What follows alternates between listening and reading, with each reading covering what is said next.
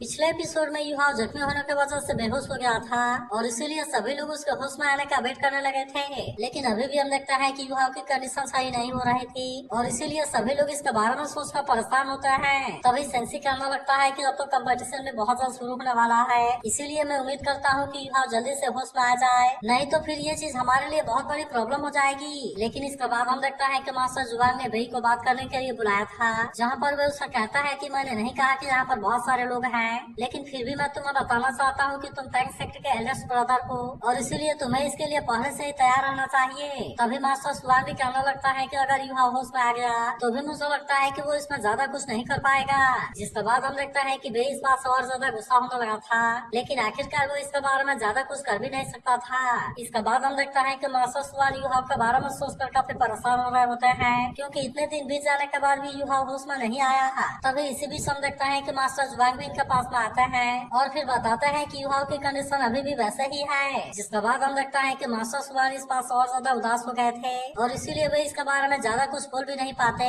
और फिर हम देखता है कि मास्टर जुआंग इनको शांत कराने की कोशिश करते हैं। वहीं हम देखता है कि वांग विंडो को ओपन करती है, लेकिन उसके चेहरे पर भी कोई मुस्कान नहीं होती, क्योंकि उससे वेट करते हुए इतना टाइम हो गया, लेकिन अभी तक भी युहाव होश में नहीं आया है। अब इसीलिए हम देखता है कि वांग भी इसके बारे में सोचकर उदास होती है और फिर वहीं पर टहलने लगती है। लेकिन तभी हम देखता है कि युहाव की बॉडी में हलचल होने लगती है, जिसका मतलब था कि अब वो होश में आ गया है। और फिर हम देखता है कि वो वांग का नाम लेकर उसको बुलाता है। जिसके बाद हम देखता है कि वांग भी इस बात से काफी खुश हो गई थी, इसीलिए वो दौड़ते हुए तुरंत इसके पास में आती है और फिर हम देखता है कि वो इसका हाथ को अपने हाथ में लेकर इसे देखने लगी थी। तभी युहाव उससे कहता है कि अब तुम्हें चिंता करने की कोई जरूरत नहीं है, क्योंकि मैं होश में आ गया हूँ। लेकिन वहीं हम देखता है कि वांग भी इसका बारे में सोचकर काफी रोने लगती है और फिर कहती है कि आखिरकार तुम्हें यह सब करने की क्या जरूरत थी, क्योंकि जब मैंने तुम्हें इतने बुरा हालत में देखा था तब उस समय मेरा दिल पूरी तरह से टूट गया था। तब इस पर युहाव से कहता है कि जब मैंने भी तुम्हें बेहोश होते हुए देखा था तब उस समय मुझे रियलाइज हुआ कि तुम मेरे दिल के लिए कितनी इम्पोर्टेंट हो।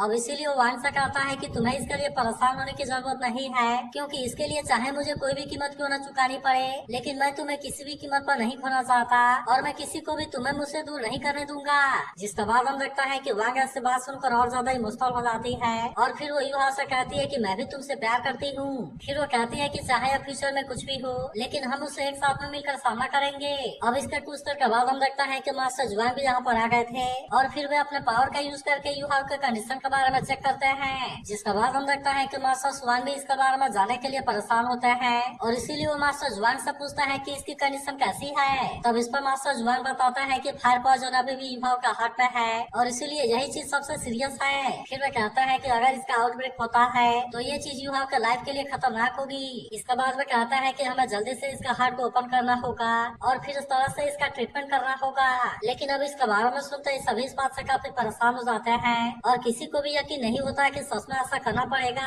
लेकिन तभी हम देखता है कि युहाव को इसके बारे में कोई चिंता नहीं होती और फिर वो कहता है कि मुझे मास्टर जुआंग के मेडिसिनल स्किल के ऊपर पूरा यकीन है। लेकिन वहीं हम देखता है कि वांग भी इसमें इसका साथ देने के लिए रेडी हो गई थी और फिर कहती है कि तुम्हें इसके लिए परेशान होने की जरूरत नहीं है, क्योंकि मैं भी तुम्हें प्रोटेक्ट करूंगी। इसके बाद अगले सीन में हम देखता है कि मास्टर जुआंग युहाव को ट्रीटमेंट देने के लिए लेकर चले गए थे, इसीलिए हम देखता है कि युहाव के सभी साथी बाहर उसका वेट कर रहे होते हैं और हम देखता है कि वे सभी इसके बारे में काफी परेशान भी होते हैं। लेकिन वहीं हम देखता है कि मास्टर जुआंग जहाँ पर युहाव को लेकर आए थे वहाँ पर बहुत सारी पावर होती है, लेकिन तभी हम देखता है कि युहाव भी इसके लिए रेडी हो गया था और इसीलिए वो मास्टर जुआंग से कहता है कि चलिए हम इसे शुरू करते हैं। इसके बाद हम देखता है कि मास्टर जुआंग भी इसके लिए मान गए थे, इसीलिए हम देखता है कि युहाव भी अपना आइस पावर का यूज करने के लिए रेडी हो गया था और फिर वो इसका यूज करके इसे चेस्ट में मार लेता है ताकि वो इस तरह से अपना हार्ट को ओपन कर सके। लेकिन हम देखते हैं कि ये चीज इतनी भी आसान नहीं होती, इसीलिए हम देखता है कि मास्टर जुआंग भी अपने पावर का यूज करने के लिए रेडी हो गए थे ताकि वे इस तरह से यहाँ पर कुछ भी गड़बड़ होने से रोक सके।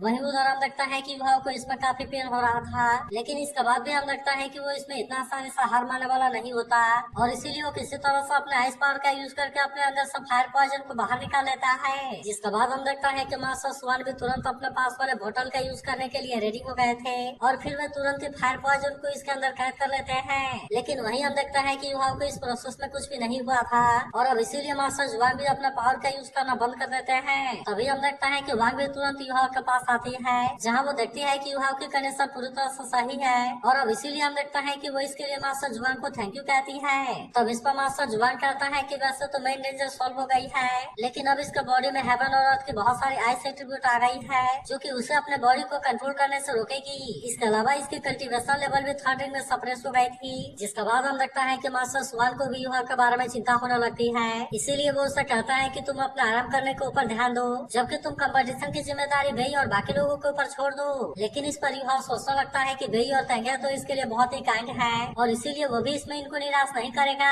फिर वो कहता है कि मैं तो असल में टीम लीडर हूँ और इसीलिए चाहे कुछ भी हो जाए मैं इसमें फाइट जरूर करूंगा, क्योंकि इसके लिए मेरे पास में एक तरीका है। तब यह सुनकर वांग भी उससे इसके बारे में पूछने लगती है, जिसके बाद युवा बताता है कि मैं हेवन और अर्थ की एनर्जी को लेग्स और अपने लेफ्ट आर्म में स्टोर करूंगा और फिर इस तरह से मैं अपना ताकत को रिगेन कर सकता हूँ। लेकिन हम देखता है कि मास्टर सुवान इसके लिए बिल्कुल भी रेडी नहीं होते और कहता है कि इस तरह से तुम्हारी लेफ्ट आर्म भी बेकार हो जाएगी। लेकिन वहीं हम देखता है कि युवा अभी भी इसके लिए रेडी होता है और कहता है कि मैं इसके लिए पूरी तरह से श्योर हूँ। जिसके बाद हम देखता है कि वांग भी इसकी बात मानने के लिए रेडी हो गई थी और फिर कहती है कि मैं तुम्हारे हर एक डिसीजन को सपोर्ट करूंगी। तब इस पर मास्टर सुवान कहता है कि अल्टीमेट सोल्जर का पास में फ्रीज करने की एबिलिटी है, इसीलिए तुम्हारा पास 6 महीने में सही हो जाएगा, लेकिन मैं चाहता हूँ कि तुम इसमें 6 महीने से ज्यादा की देरी मत करना। तब हम देखता है कि युवा इसके लिए मास्टर सुवान को थैंक यू कहता है, लेकिन वहीं अब हम देखता है कि मास्टर सुवान यहाँ से जाने के लिए रेडी हो गए थे और फिर कहता है कि मुझे कुछ तैयारी करने की जरूरत है। लेकिन वहीं हम देखता है कि युवा के सभी साथी भी उससे मिलने के लिए काफी एक्साइटेड होते हैं और फिर कहता है कि फाइनली अब वो बाहर आ गया।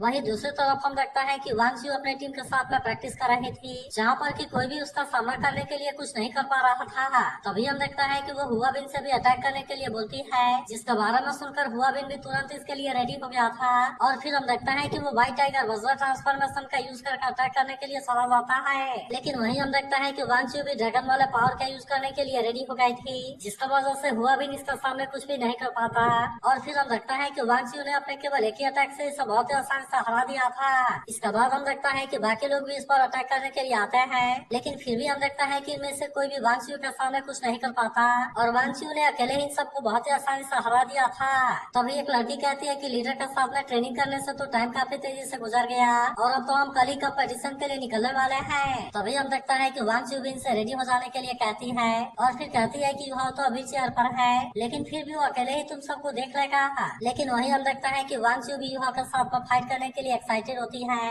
और कहती है कि मैं इसमें तुम्हें जरूर हराऊंगी। इसके बाद हम देखता है कि बेई और उसकी टीम भी यहाँ से जाने के लिए रेडी हो गई थी, इसीलिए वे भी एक एक करके सामने आने लगता है, जहाँ हम देखता है कि उनका ड्रेस तो पहले से चेंज हो गया था और इसीलिए वे इसमें काफी अमेजिंग लग रहे थे। तभी हम देखता है कि वांग भी यहाँ पर आ जाती है, लेकिन उसके साथ में युवा भी था जो कि अभी व्हील चेयर पर होता है। अब इस तरह से हम देखता है कि वे यहाँ से जाने के लिए रेडी हो गए थे और वे युवा को दोनों तरफ से घेर कर खड़े होते हैं। तब इस पर युवा इनसे कहता है कि तुम्हें मुझे इस तरह से घेरने की कोई जरूरत नहीं है, क्योंकि अब ये ज्यादा हो रहा है। तभी सेंसी कहता है कि तुम तो चैंपियनशिप को जीतने के लिए हमारे सबसे बड़े सपोर्टर हो। तब इस पर नहीं कहता है कि सेंसी की बात बिल्कुल सही है, लेकिन इसका भाव हम देखता है कि वे यहाँ पर और देरी नहीं करते और अब इसीलिए वे सभी एक साथ में यहाँ से जाने के लिए निकल गए थे। वहीं हम देखता है कि यांग इस बात से काफी खुश होता है और फिर कहता है कि मैं तो टैंक सेक्टर के जीतने के लिए विश करता हूँ। वहीं टियानन जूजी से पूछता है कि फादर के साथ में क्या हुआ। तब इस पर वो बताती है कि वो कोमा में चले गए हैं और बेहोश हो गए हैं। जिसके बाद टियानन उससे पूछता है कि मिलिट्री का रिस्पॉन्स कैसा है।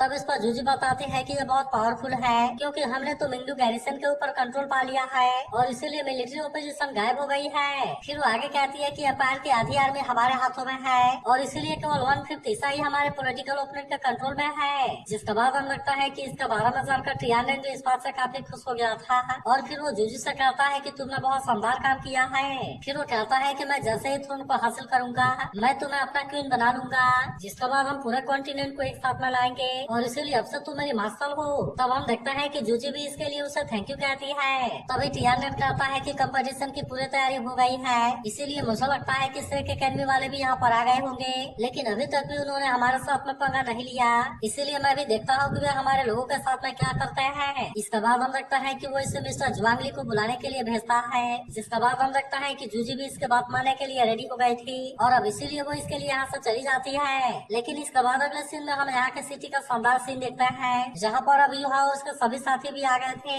और हम देखता है कि वे यहाँ के नजारे को देख पूरी तरह से हैरान होते हैं और कहता है कि यहाँ पर तो इतना सारे सोल गाइड हैं, लेकिन फिर भी हम देखता है कि ये चीज सेंसी को उतनी पसंद नहीं आती और फिर कहता है कि इससे अच्छा तो हमारा सिर्फ सिटी है। लेकिन इसके बाद हम देखता है कि वे रुकने के लिए होटल के सामने आ जाते हैं, जहाँ पर इनका वेलकम करने के लिए एक रोबोट इनके सामने आता है और फिर इनसे पूछता है कि कि आप लोग यहाँ पर स्कूल मास्टर कंपटीशन में पार्टिसिपेट करने के लिए आए हैं। इसके बाद हम देखता है कि वो इनको अंदर ले जाने के लिए रेडी हो गया था, जहाँ ऐसा लग रहा था कि सभी कंट्री से आए हुए टीम यहीं पर रुके हुए हैं। तभी सियाओ कहने लगती है कि ये होटल तो बहुत ही लग्जूरियस है, लेकिन यहाँ पर तो बहुत सारे लोग साइन अप करने के लिए आए हैं और इसीलिए ऐसा लगता है कि जगह एक्सप्लोर हो जाएगा। लेकिन इसके बाद हम देखता है कि वे इनको ये परवेट करने के लिए बोलता है और फिर वो साइन अप करने के लिए यहाँ से जाने लगा था। लेकिन तभी अचानक से हम देखता है कि वे यहीं पर रुक गया था और फिर हम देखता है कि सामने से कोई लेडी आ रही होती है। अब इसीलिए युवा भी परेशान होता है कि आखिरकार ये कौन है और फिर उसको पता चलता है कि ये तो असल में तंगिया है, जो कि असल में अब एक इविल सोल मास्टर बन गई है। तभी हम देखता है कि वे इसके पास आ गया था